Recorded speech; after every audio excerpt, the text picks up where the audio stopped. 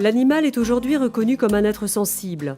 Il doit être respecté et ne pas être maltraité. Pour améliorer leurs pratiques en élevage laitier, une dizaine d'éleveurs se sont retrouvés pendant plusieurs journées pour échanger et comparer leur façon de travailler et leur manière de se comporter avec les animaux. À l'issue de la formation, nous sommes allés chez 3 d'entre eux.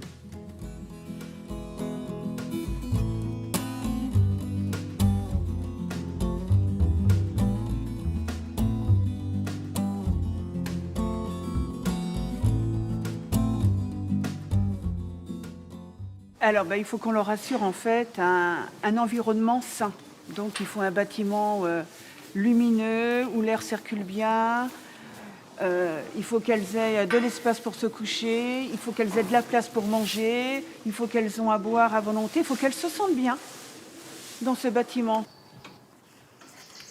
Alors, petite, là, c'est bien. Hein?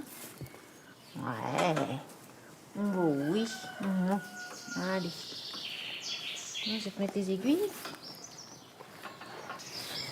Là, je suis en train de poser des aiguilles sur des organes, en fait, qui correspondent dans la médecine chinoise à des points stimulés pour augmenter l'immunité des animaux. Donc là, c'est les animaux qui sont en forme, mais pour qu'ils aient une bonne croissance, pour que voilà, tout se passe bien.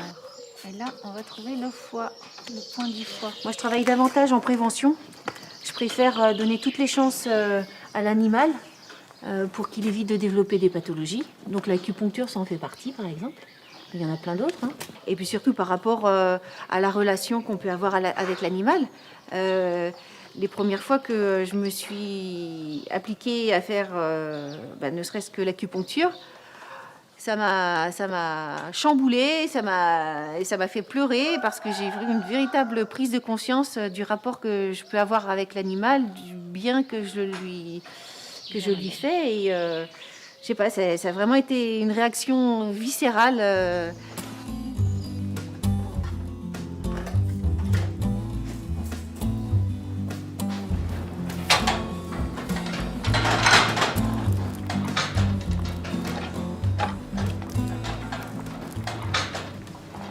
Là, je traite un animal avec des granules d'homéopathie. Pourquoi vous avez fait cela? Pour essayer d'utiliser moins d'antibiotiques. Comment vous faites ça comme ça tout seul ou vous avez appris? Non, il faut absolument se former pour utiliser ce genre de produit-là. Là, on l'a fait en formation GEDA, on a passé 4 journées pour se former. Après, il faut trouver ce qu'on arrive à traiter. On ne traitera pas tout avec les granules, mais tout ce qu'on peut faire, c'est autant d'antibiotiques de moins d'utiliser. Est-ce que c'est courant de faire ça chez un conventionnel ou est-ce que vous êtes un peu à part entre guillemets? À part, je ne sais pas, mais c'est sans doute moins courant chez les conventionnels que chez les producteurs bio. Mais malgré tout, on regarde ça de près. Pourquoi? Il y a une demande aujourd'hui pour utiliser moins d'antibiotiques et il faut s'inscrire là-dedans. Là, je suis en train de mettre des huiles essentielles. Donc, en fait, la méthode que l'on fait, c'est une méthode informationnelle. C'est-à-dire qu'on met des huiles essentielles. Donc, théoriquement, on doit en mettre 10. Moi, je n'ai pas l'espace, donc je mets 3 par 3. Et les genisses, en fait, si elles ont besoin, elles viennent sentir. Si elles n'ont pas besoin, donc elles viennent et elles se reculent. Et si elles ont besoin, en fait, spontanément, elles viendront sentir. Elles vont inhaler, en fait, les essences. Et du coup, ça ira à l'organe dont elles ont besoin. Elles sont moins malades parce que spontanément, en fait, elles viennent chercher ce dont elles ont besoin. Et toutes seules, quoi. Parce que nous, on peut venir et poser un diagnostic, mais est-ce que c'est forcément le bon? Alors qu'elles, elles savent la partie qui est la plus faible et elles viennent spontanément la soutenir. Si l'homéopathie ou l'acupuncture fonctionnent chez les humains, pourquoi pas chez d'autres êtres vivants comme la vache?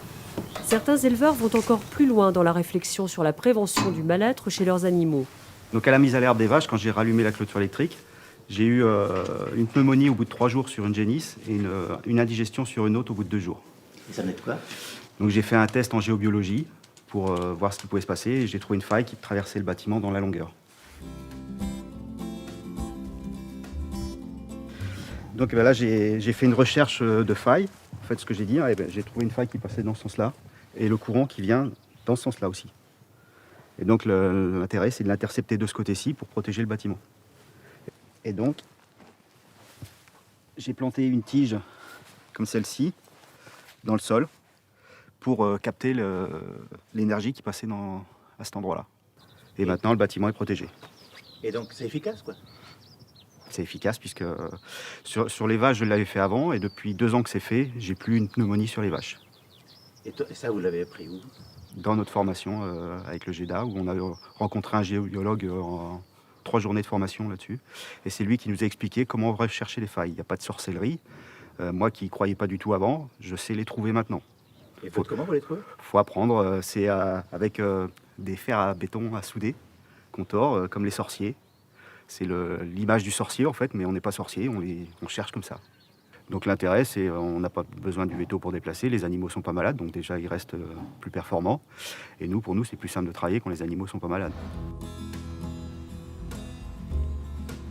Alors déjà, au niveau de l'alimentation, il faut qu'on pense d'abord à nourrir les petites bêtes qui sont dans le sol. Donc savoir les vers de terre, les champignons, les bactéries, qui eux après vont travailler le sol et faire en sorte que les nutriments, l'eau, soient disponibles pour les plantes. Et là aujourd'hui, notre réflexion, c'est de trouver l'autonomie sur les exploitations. Donc déjà de mettre en place des prairies multi-espèces qui vont permettre d'avoir un rationnement équilibré pour les vaches. Là, on a associé des plantes à vertu médicinale, notamment pour gérer le parasitisme. Donc là, il y a du plantain, ça c'est de la chicorée. On met aussi les vaches à proximité de haies, où là, elles vont pouvoir, sur les jeunes rameaux, aller chercher des tanins qui vont ensuite ralentir le transit. Donc, c'est des choses qui sont raisonnées, qui sont pensées dans la globalité du système pour avoir une bonne santé du troupeau et toujours une bonne immunité.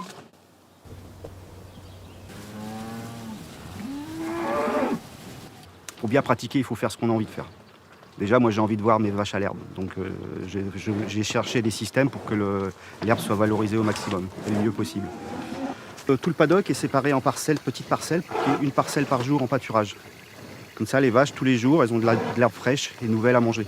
L'intérêt, c'est que leur ration est équivalente tous les jours. Si on les laisse dans une grande parcelle, ce qui se passe, c'est qu'elles mangent la bonne herbe au début, les 2 premiers jours, et puis les jours d'après, elles n'ont plus que la moins bonne. Moi, je trouve ça génial parce qu'elles ont toujours la même chose à manger, donc je pense pas qu'on puisse faire mieux au niveau bien-être. Elles ont toujours une ration intéressante à manger. La formation propose à chacun d'autres regards et des itinéraires pour évoluer. Elles permettent aussi de se poser pas mal de questions sur le métier d'éleveur. Moi, je ne considère pas mes vaches comme des vaches à lait. Je les considère comme des êtres vivants, déjà. Parce que je les élève dès les premiers jours, dès les premières heures. Donc, il y a des soins apportés aux animaux, on les voit grandir. Après, leur finalité, c'est de produire du lait, puisque nous sommes éleveurs laitiers. On vit de la vente du lait. Et je suis aux petits soins pour elles, quoi. On leur donne tout ce qu'il faut, donc on les élève, on est vraiment là pour les coucouner. Enfin, vraiment, on en prend soin, donc on est plus éleveur en fait que producteur de lait. Même si effectivement, on tire notre argent du lait. Le truc, ça c'est notre métier d'éleveur, c'est à nous de le sentir. On sait si nos vaches sont bien ou pas bien, on le sent. Faut les regarder, faut voir comment elles ont leur poil, comment elles se comportent, comment elles ont envie de venir quand on les rentre. Est-ce qu'elles se mettent tout de suite à manger? C'est des petits signaux comme ça qui font que nous, on sait que les vaches sont bien.